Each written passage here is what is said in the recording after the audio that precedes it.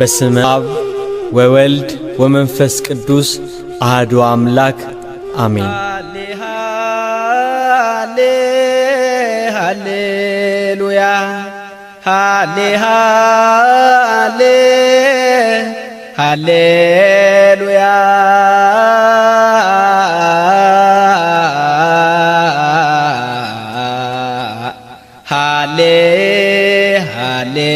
ሃሌሉያ ተሰቅለ ተሰቅለ ተሰቅለ ወሃመ ዓለም ሳይፈጠር የነበረውን ለዘላለሙ የሚኖረውን የእግዚአብሔር አብን አነዋወርን እንናገራለን። ከእርሱ አስቀድሞ የለም፣ ከእርሱ በኋላ የለም፣ እንደ እርሱ ያለ የለም። እርሱ ከሁሉ አስቀድሞ የነበረ ነው። መባረቅት ሳይመዘዙ ነጎድጓድም ሳይሰማ የደመናት ግዘፍ ሳይሳብ እግዚአብሔር ነበረ። ከጊዜና ከሰዓት አስቀድሞ ከሌሊትና ከመዓልትም ከወርና ከዓመታትም ከአዝማናትም በፊት እግዚአብሔር ነበረ። የማይቆጠር የማይሰፈር በእኛ ላይ የታወቀ የቸርነቱን ብዛት እንናገራለን። በከይሲ ምክር ትእዛዙን ባፈረስን ጊዜ ከተድላገነት ወደ ሞት ከነጻነት ወደ መገዛት መጣን። እርሱ ግን ፍጥረቶቹን አልተወንም። አዳኝ መድኃኒት የምክሩ አበጋዝ ለአባቱ ቀኝ እጅ ክንዱን ኃይልና ጥበቡ የሚሆን ልጁን ሙት ተሰቀል አድን ብሎ ላከልን።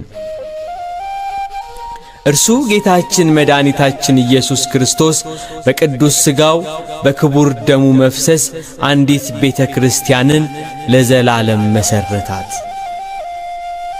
በውሃ ግድግዳ በደም መሠረት የተመሠረተች ቅድስት ቤተ ክርስቲያን እግዚአብሔር ለሰው ልጆች ያደረገውን ታላቅ የድነት ሥራ ኢየሱስ ክርስቶስ ስለ ዓለሙ ድነት ራሱን ቤዛ አድርጎ እስከ መስቀል ሞት መድረሱን የተወጋ ጎኑን እያሳየ ለፍርድ እስኪመጣ ድረስ በታላቅ ክብር ስትመሰክር ትኖራለች።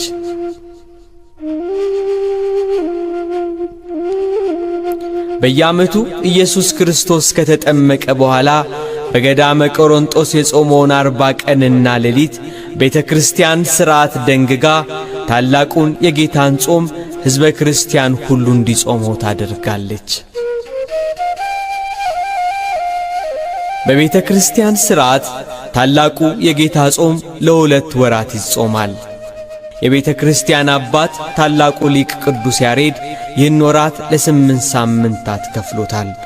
እያንዳንዱን ሰንበት ስም ተሰጥቶት ጌታችን ኢየሱስ ክርስቶስ በምድር ተገልጾ ያደረገው ድንቅ ሥራ ቤዛነቱ ይወሳበታል። በጾም በጸሎትና በስግደት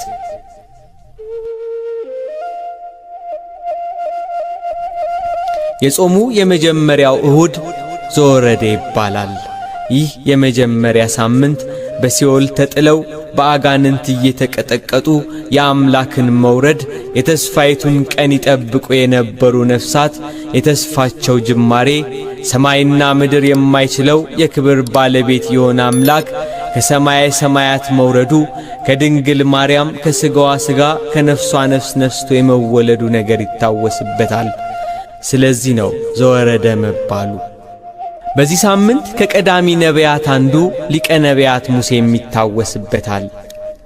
ይህን የጾም ሳምንት ጾመ ሙሴ ወይንም ሙሴኒ ተብሎ ይጠራል። የሁዳዴ ጾም የመጀመሪያው ሳምንት።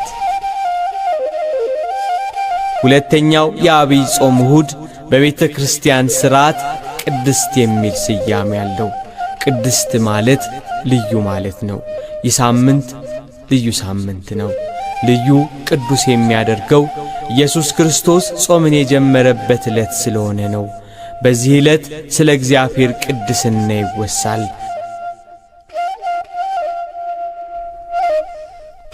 ሦስተኛው ሳምንት ምኵራብ ይባላል።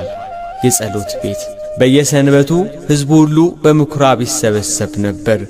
ጌታችን ኢየሱስ ክርስቶስ አይሁድ በሚሰበሰቡበት ምኵራብ እየገባ ወንጌልን ያስተምር፣ ሕሙማንን ይፈውስ ነበር። ይህ ሳምንት ጌትነቱ የሚነገርበት ሳምንት ነው።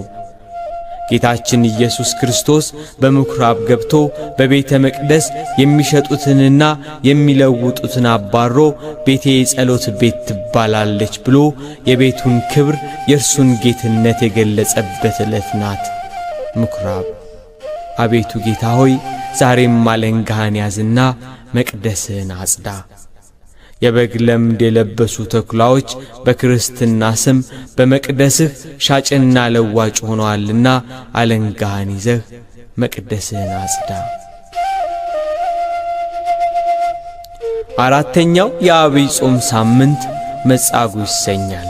በዚህ ሳምንት ጌታችን ኢየሱስ ክርስቶስ ድውያንን መፈወሱ፣ ዕውራንን ማብራቱን የሚያወሳ መዝሙር ይዘመራል። ጌታ ለበሽተኞች ያደረገው ታሪክም ይወሳበታል። መጻጉዕ በኢየሩሳሌም በበጎች በር አጠገብ ባለች የበሽተኞች መጠመቂያ ስፍራ ለ38 ዓመት ከአልጋ መውረድ የተሳነው በደዌ የደቀቀ አቅም ያጣ በሽተኛ ነበር። ጌታችን ግን ተነስ፣ አልጋህን ተሸክመህ ሂድ አለው። ተነሳ። 38 ዓመት የተሸከመችውን አልጋ ተሸከማት። እንደ አዲስ ተፈጥሮ ሆነ፣ ከበሽታው ዳነ። አምስተኛው ሳምንት ደብረ ዘይት ይባላል። የወይራ ዛፍ ያለበት ከኢየሩሳሌም በስተ ምስራቅ ከቄድሮን ሸለቆ ጎን የሚገኝ ተራራ ነው ደብረ ዘይት። ስለ ኢየሩሳሌም መፍረስ፣ ስለ ዓለም መጨረሻና የዳግም መምጣቱን ያስተማረበት ቦታ ነው። ጌታችን ኢየሱስ ክርስቶስ የተያዘበት ጌቴሴማኒም ከዚህ ከደብረ ዘይት ተራራ ስር የምትገኝ ቦታ ናት። በዚህ ጾም በአምስተኛው ሳምንት የጌታችን የኢየሱስ ክርስቶስ የመምጣቱን ነገር የሚያስታውስ የዳዊት መዝሙር ይዘመራል። ስድስተኛው ሰንበት እሁድ ገብርኄር ተብሎ ይጠራል። በቅድስት ቤተ ክርስቲያን ቋንቋ ታማኝ አገልጋይ ማለት ነው። ገብርኄር ጌታችን ኢየሱስ ክርስቶስ በወንጌል ታማኝነታቸውን ለማየት የተለያየ መክሊት ተሰጥቷቸው ወጥተው ወርደው አትርፈው እንዲያመጡ ስለተላኩት ታማኝ ባሪያ ገብርኄር የተናገረው ነገር በዚህ ሰንበት ይወሳል። በንጹሕ የጾመ ወንድሙን በአንደበቱ ያልሸነገለ ደም ያላፈሰሰ ታማኝ አገልጋይ ወደ ጌታው ደስታ ይገባል፣ አዲሲቱን ምድር ይወርሳል እያለች በስድስተኛው ሳምንት ቅድስት ቤተ ክርስቲያን ትዘምራለች።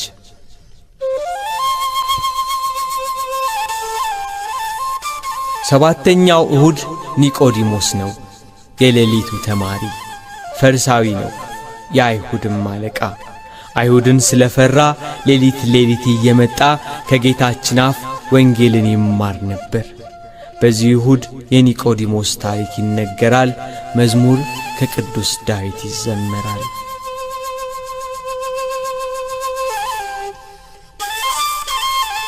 ስምንተኛው ሳምንት ሆሳዕና ነው።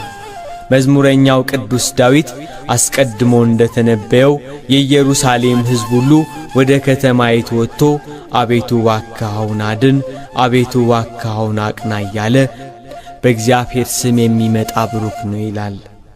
ጌታችን ኢየሱስ ክርስቶስ ስለ ሰው ሲል ተላልፎ የሚሰጥበት ጊዜ ሲደርስ ወደ ኢየሩሳሌም ሊወጣ ተነሳ።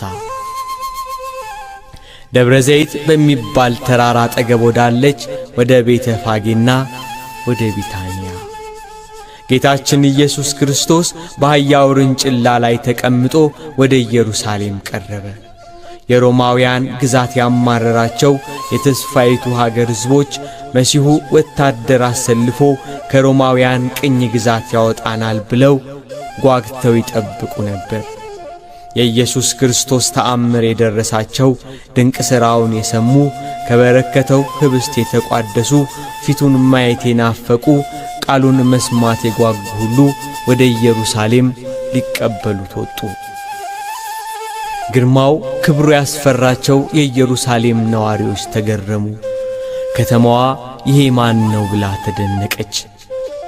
ወደ ደብረ ዘይት ቁልቁለት በቀረበ ጊዜ ሕዝቡ የዘንባባ ዝንጣፊ ይዞ አሁን አድን፣ ሆሳዕና ሆሳዕና በጌታ ስም የሚመጣ ንጉሥ የተባረከ ነው፣ በሰማይ ሰላም በአርያም ክብር አሉ። እየወደቁ ሰገዱለት። በዘንባባ ዝንጣፊ ጨርቃቸውን መሬት እያነጠፉ በእልልታ ተቀበሉት። ከተማይቱ ታወከች። የጌቶች ጌታ በተዋረደ የአህያ ግልገል ተቀምጦ ወደ ኢየሩሳሌም ገባ።